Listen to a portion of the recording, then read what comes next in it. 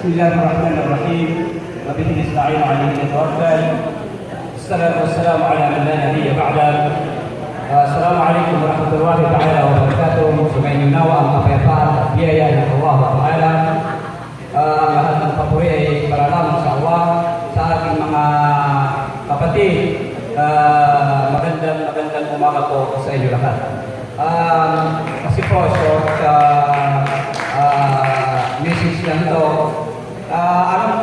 Alam po ninyo, itong Salam Police, kaya nga tinatawag na Salam Police, no? Tayo po ay tumutulong sa ating kapulisan.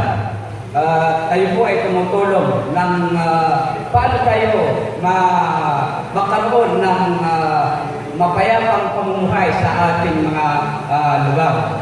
So, yung mga Muslim, para malaman po natin, para malaman yung ating mga kapatid, ay yung mga Muslim po, yung mga kamusliman, ay yung tinatawag nila yung Islam against violence.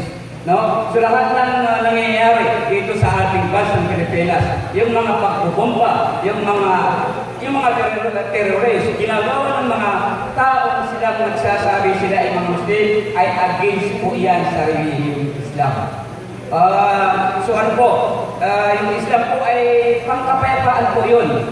Kaya nga, tinatawag na Islam ay Islam is peace, kapayapaan po. So yung kamusliman, yung mga Muslim, kinukundin nila at against sila kung ano man ang nangyayari ng mga pagbubomba sa ating bansang Pilipinas at yung mga pagkikidnap, kung ano man ang mga masasamang gawain ay bawal po yan sa relihiyong Islam. At lalo na ganun din, yung mga pagdadroga, yung mga pagpapatay ng tao, ay lahat po yan against sa Islam. Alam po ninyo, itong relihiyong Islam ay pangkapayapaan, kaya nga ipinagbabawal sa Islam yung paggamit ng droga, yung pagpatay ng tao, dahil ang sabi ng Allah sa banal na Quran, وَمَنْ قَتَلَ نَفْسًا بِغَيْرِ نَفْسٍ فَكَأَنَّمَا قَتَلَ النَّاسَ جَمِيعًا. Sabi ng Allah sa malapit nitong kahulugan, ang sinumang taong pumatay sa isang tao na walang kamalay-malay ay katumbas ng kanyang pinatay ng buong tao sa buong bansa. Imagine, ilan billion ang tao sa buong bansa. So malaking kasalanan po yun. Ganun din, ang sinumang taong makatulong mamuhay, ubuhay ang isang tao, tulungan ang isang tao sa kanyang magandang pamumuhay, hindi kaya tulungan niya kung paano mabuhay ng maganda, ay ganun din katumbas ng kanyang binuhay ng lahat ng tao sa mundong ito.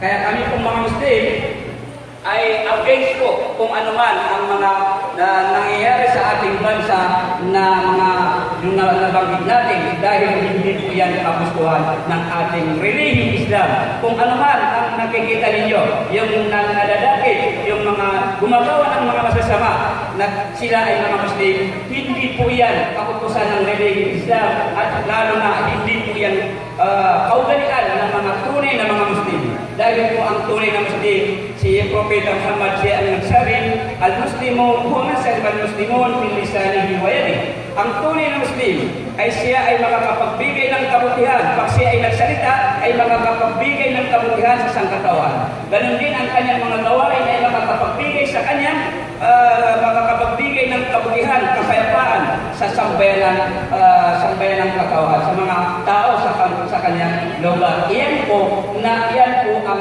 relihiyong Islam, iyan po ang ating sinusunod kung ano man ang kagustuhan ng ating Panginoon na Allah Subhanahu wa Ta'ala. Kaya po tayo pumasok sa Salam Police upang ating suportahan ang mga kapulisan sa kayapang pamumuhay natin, at lalo na itong gobyerno natin na sumuporta at tumulong sa pagwakas ng mga droga at mga kriminal. Assalamualaikum warahmatullahi wabarakatuh.